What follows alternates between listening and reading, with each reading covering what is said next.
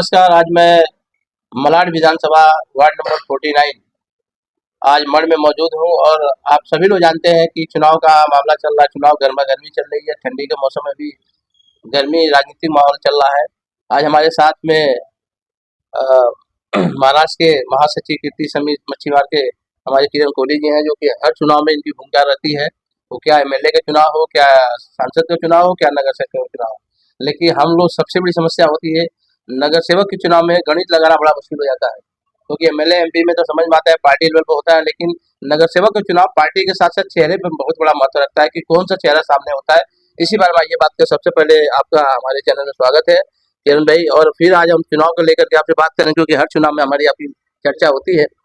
क्या माहौल चल रहा है इस समय? और पहली बात, आप लोगों की खुशखबरी ये आ गई है कि मनसे ने आपके साथ गठबंधन कर लिया है। एक प्लस पॉइंट है, क्या कहना चाहिए?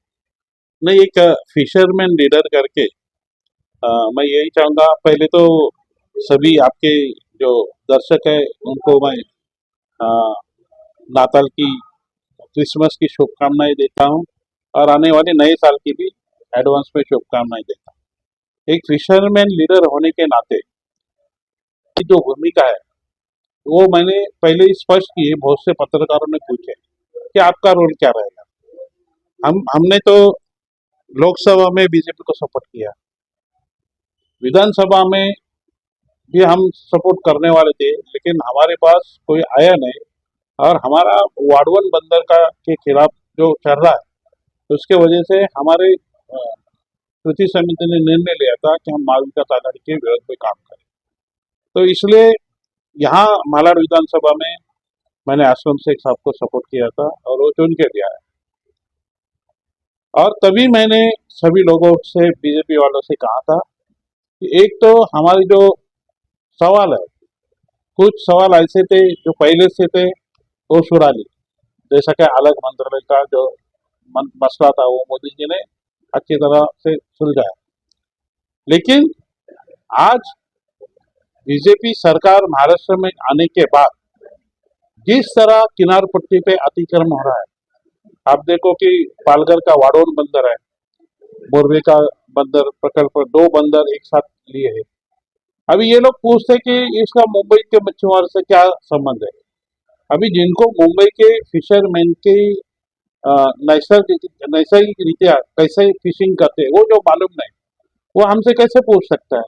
एक तो सीजन वाइज से ये रहता है, जब हम मानसून परेड में जो फिशिंग बंद रहता है तभी 15 अगस्त के बाद जो फिशिंग चालू होता है वो दक्षिण से शुरू होता है, रत्नागिरी सिंधुदुर्ग से शुरू होता है, वो आहिस्ता आहिस्ता उत्तर में चलते जाता है। हमारे पूर्वज ऐसे कहते थे कि दिवाली का दीप देखा तो मच्छी डिप्सी में जाती, यानी कि जैसा समुद्र ठंड हो जाएगा वैसा वो उत्तर के साइड में, नॉर्थ के साइड में डीप में जाती। अभी हमारी मड़ भाटिया है, खारनांडा है, वर्सोवा है, ये सभी वो टॉप परेड से लेके यहाँ तक के अलीबाग मुरुड तक की जो नावे है वो अभी पालघर के एरिया में फिशिंग करती है। आप मुझे बताओ कि पालघर में अगर 2 बंदरगाह विकसित हो गए तो वहाँ जो कमर्शियल जहाज है उनका आना जाना कितना रहेगा, वहाँ पार्किंग कितना होएगा। तो वो हिसाब से हमारा जो फिशिंग का जो हम बोलते हैं कि गोल्डन बेल्ट जो है वही खत्म हो जाएगा। तो खाली वो पालघर वाले को नहीं खत्म करे तो मुंबई, ठाणा और पालघर, ये तीनों डिस्ट्रिक्ट को बीजेपी सरकार खत्म करे। फिर आपने देखा कि सीलिंग आया है। अरे कम से कम सीलिंग आप समंदर से लेके जा रहे, फिशरमैन को विश्वास में तो ले लो, उनकी समस्या क्या है जान लो। अभी आप बोलेगा कि हम नुकसान भरपाई देगा, तो हम क्या इतने नालायक है कि आयुष्य भर के लिए 6 लाख रुपए नुकसान भरपाई लेके हम आपको छोड़ देगा? कम से कम बात करो। अभी ये 6 लाख जो है वो कैसे हुआ है कि कोविड के टाइम में वासी ब्रिज तीसरा बन रहा था, तभी वहां के हमारे सोसाइटी का फोन आया, मरियम्मा सोसाइटी का, तो हमने उसको सजेस्ट किया कि कोविड में अपन कोई आंदोलन नहीं कर सकता, इसलिए हमने हाईकोर्ट में केस डाला। हाईकोर्ट में केस डालने के बाद हाईकोर्ट ने ये कहा कि हम जो मुंबई में बस रहे, ये हम सब बाहर से आए लोग हैं, ये मुंबई के भूमिपुत्र है, नवी मुंबई के भूमिपुत्र है। तो उनका अगर कायम का व्यवसाय नष्ट होता है तो उनका मुआवजा उनको मिलना चाहिए। और इसलिए मुंबई उच्च न्यायालय ने एक हाई हाई पावर कमेटी चुनने का आदेश दिया। अभी वो हाई पावर कमेटी में हमने कमिश्नर से और सेक्रेटरी से कहा था कि हमारे मछुआरे के 3 प्रतिनिधि होना चाहिए। तो वो जगदीश गुप्ता करके सेक्रेटरी थे, उन्होंने बात मान ली, लेकिन आज तक हमारे 3 मेंबर लिए नहीं। और हमारे मेंबर लिए बिना इन्होंने ये हाई पावर कमेटी में, जिनको समंदर का कुछ मालूम नहीं, फिशिंग का कुछ मालूम नहीं, छोटा नाव बड़ा नाव, दाल्डी, gill net, bag net, trawling, ये सब जो पद्धति है फिशिंग, इसकी ऑफिसर को कुछ जानकारी नहीं है। ऐसे ऑफिसर ने वो लिया कि ये ग्रेड को लिए 6 लाख मिलेगा, बी ग्रेड के लिए 5 लाख मिलेगा। तो ये जो तरीका जो ढूंढा है वो भी गलत है, इसके ऊपर हम लोगों ने ऑब्जेक्शन लिया। तो अभी क्या करते हैं कि 6 लाख देके तो मुंबई छोड़ दो, ये ऑफ द रिकॉर्ड ऐसा है। और मैं ये भी आपको बताता हूं कि जितने मराठा मुख्यमंत्री हुए, भले हमारे काम नहीं किए, हमारा कुछ नहीं किया, लेकिन हमारा गला भी नहीं दबाया। ये ब्राह्मण जो मुख्यमंत्री है ये हमारा गला दबा रहा है। और इसलिए महानगर पालिका में हम कोशिश करेंगे कि बीजेपी और महायुति के विरोध में हम मतदान करने का हमारा समिति का आदेश हो सकता है। अ, अभी आप लोग सुना कि जो फिश मिशर होते हैं, जो जो बिजनेस होता है, उसको लेकर के समस्याओं के बारे में अवगत करा है।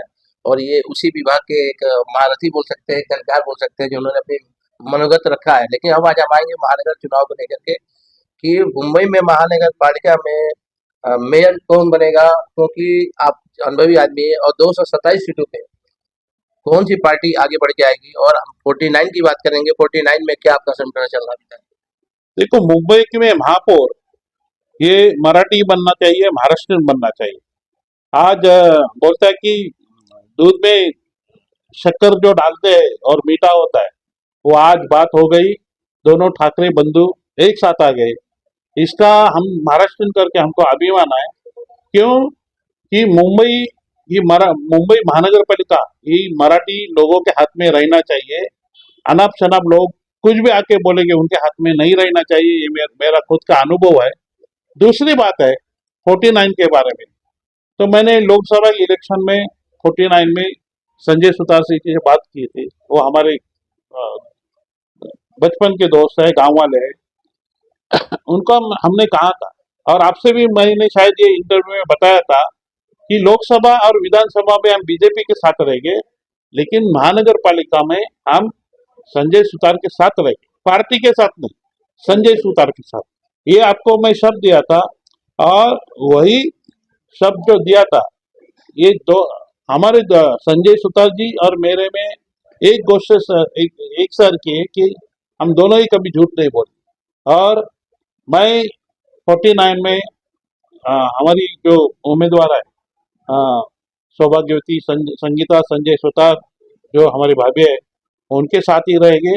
और हमारे सब जो साथी है कोली समाज के यहाँ के जो कार्यकर्ता है, ये आपने देखा कि अभी बाहर सब भी बैठे हैं। तो सभी साथी जो है वो, भले कोई बोले कि संजय सुतार कोली समाज का नहीं है, लेकिन मैं उनको बताता हूँ कि वो भले चौकल से वाड़वल समाज का है, लेकिन उनका बचपना, उनका जन्म सब कोली समाज में हुआ। उनका जीवन जो अपन बोलते हैं कि जन्मस्थान और कर्मस्थान, ये सब कोली समाज से जुड़ा है। और हम संजय सुतार को, हम या आप लोग को भी मालूम रहेगा कि संजय सुतार कोली नहीं है, आप भी सब कोली ही मानते, तो हम कोली करके ही उनके साथ में रहेंगे, ये हमारा वचन है। किरण भाई, 17 में हुआ था, संगीता संजय सुतार को लमसम 1937 वोट से विजय मिली थी, याद होगा आपको? शायद बहुत लोग याद नहीं होगा। हाँ। और टोटल वोट लमसम 6000 कुछ वोट मिले थे। इस बार क्या होने वाला है? 7,000। और विजय कितने वोट से होगा? देखो, हम जब ये वार्ड जो चुना था तो इसके 2 विभाग थे। एक तो अक्सर से मर तक, मर जेटी तक, और दूसरा भाड़ा अंबोजवाड़ी। हमने कैलकुलेशन किया तो यहाँ 16,003 वोट थे, तभी 14,003 वोट थे, और अम्बोजवाड़ी में तभी 24,000 वोट थे।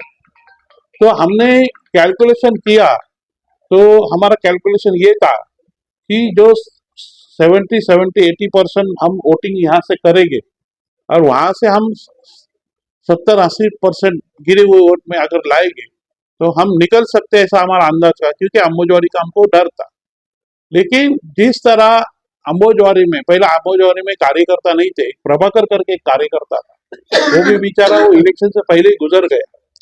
तो जब मैं और संजय सुतार वहां पांव रखा, तो वहां ऐसे ऐसे कार्यकर्ता लोग मिले जो जिनसे हमारा पुराना 10-15-20 साल से रिश्ता है, और वो कार्यकर्ता सब जुड़ गए।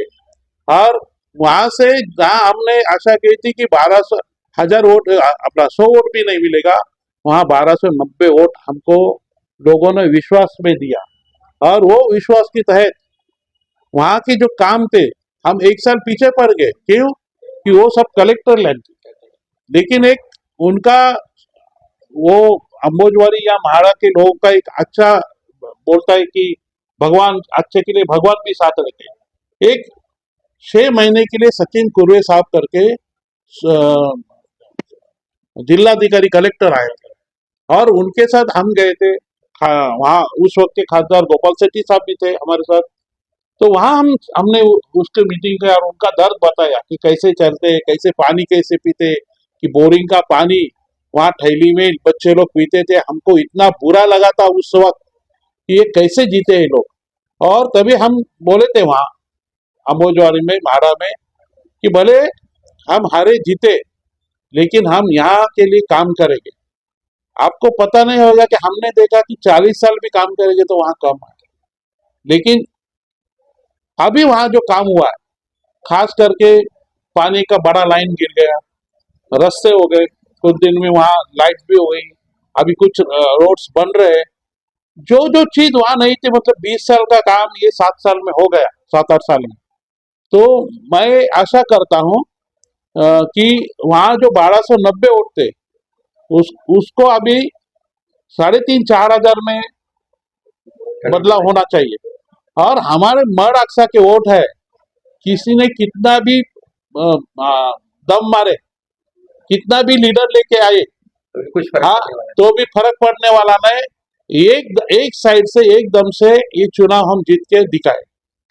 वाला। किरण नव निर्माण सेना का गठबंधन हुआ, इससे क्या फर्क पड़ेगा आपके? बहुत अच्छा फर्क पड़ेगा। मैं तो ये दुआ करता था कि बाबा ये दो भाई लोग को मिलाओ। अगर दो भाई लोग आते हैं ना, तो जितनी महानगर पालिका है, मुंबई महानगर पालिका है, ठाणे महानगर पालिका है, नासिक है, पुणे है, पिंपरी चिंचवड है, यहाँ बहुत इफेक्ट पड़ेगा। क्योंकि दोनों भाई का अगर वोट हमने विधानसभा लोकसभा में या महानगर पालिका में देखा, तो गए महानगर पालिका में कुछ 40 सीट में फर्क आया था। तो दोनों भाई एक साथ आते, और लोगों का विश्वास भी शिवसेना के ऊपर है, ये हिंदू हृदय सम्राट बाला साहब के ऊपर विश्वास है। और पहले से ही, भले मराठी होने दो, उत्तर भारतीय होने दो, गुजराती होने दो, ये जो सभी लोग हैं, ये 92 की जो दंगल थी उसके बाद बोले, हर एक नागरिक, हिंदू नागरिक बोला था, मुस्लिम नागरिक बोला था कि मुंबई में शिवसेना चाहिए। और अभी दो भाई साथ में आए हैं, तो हम चाहते हैं कि अभी किसकी तीसरे की जरूरत भी नहीं है। मैं बोलता हूं कि अभी उद्धव साहब ने और राज साहब ने शरद पवार के राष्ट्रवादी या नेशनलिस्ट कांग्रेस के साथ जाना नहीं चाहिए। ये दोनों भाई अगर साथ आते, मुंबई ये सभी महानगर पालिका में अच्छे रिजल्ट आएंगे, महापौर भी मराठी बनेगा, और अगली विधानसभा लोकसभा में भी रिजल्ट अच्छा है। दो लोग लाएंगे मिलकर के। 227 सीट में से अगर दोनों भाई एक साथ आए हैं, तो मैं बोलता हूं कि 135 से 150 तक दोनों का सीट आना चाहिए, और वो हमखास आएगा, महापौर भी शिवसेना का मनसे का बनेगा। किरण कोहली जी को, जो कि एक दमदार आदमी है, और इनका जो आकलन है अभी तक तो फेल नहीं हुआ है, जिस तरह से इनके अंदर को मैं विश्वास था इनके बॉडी लैंग्वेज को देखते हुए। और इनका मानना है कि दोनों मनसे और आपके उबाटा दोनों मिलकर चुनाव लड़ते हैं अच्छे से, तो कम से कम 135 सीट आएगी। तो अब देखने वाली बात है कि चुनाव सामने है, नामांकन भी कुछ दिनों में होने वाला है, ना मतदान भी होगा और गणना भी होगी। तो 15 तारीख को आपका मतदान है, 16 को गणना है। उस दिन का सभी हमारे दर्शक इंतजार करेंगे कि क्या वही 49 वार्ड फिर संजय सुतार के बागडोर में हाथों में आ रहा है, और उसी तरह से संजय सुतार वार्ड नंबर 49 मढ़ से लेके धावली से लेकर के अम्बुजवाड़ी तक एक जो विकास की गंगा बहा रहे थे, क्या उसी गंगा में बहेंगे। और हमारा यही मानना है कि इस तरह से अगर आप लोग साथ देते रहे, 16 तारीख को भगवा लहराएगा, 16 तारीख को भगवा लहराएगा धूमधाम से। तो हमारे देखिए चेहरे पे मुस्कान है, और मेन कहा जाता है कि बीएमसी का चुनाव चेहरे और पार्टी दोनों का बहुत बड़ा महत्व रखता है। और ज्यादा ना कुछ कहते हुए, क्योंकि बहुत कुछ बाकी का है ना, अभी चुनाव अभी बाकी है, नामांकन का बाकी बहुत कुछ बातें होंगी। इसी के साथ हमारे यही कहना चाहूंगे कि भाई बहुत बहुत धन्यवाद कि आपने मुझे टाइम धन्यवाद दिया। आपका भी। और इसके साथ में हमारे दर्शकों से यही कहना है कि आप लोग हमारे चैनल को देखते रहिए। और चुनाव विशेष रूप में चुनाव को लेकर के मैं आप लोग देख रहे हैं कि इंटरव्यू कंटिन्यू में कर रहा हूँ, क्योंकि हर प्रत्याशी पर जाकर के हर जो पार्टी समर्थक उनसे इंटरव्यू कर रहा हूँ। तो ऐसा करने का तात्पर्य है कि ये चुनाव है, चुनाव का अलग एक रोल होता है, एक न्यूज होता है, जो कि लोगों को एक मैसेज आता है। इसी तरह स्टैंड पांडे की रिपोर्ट, मुंबई।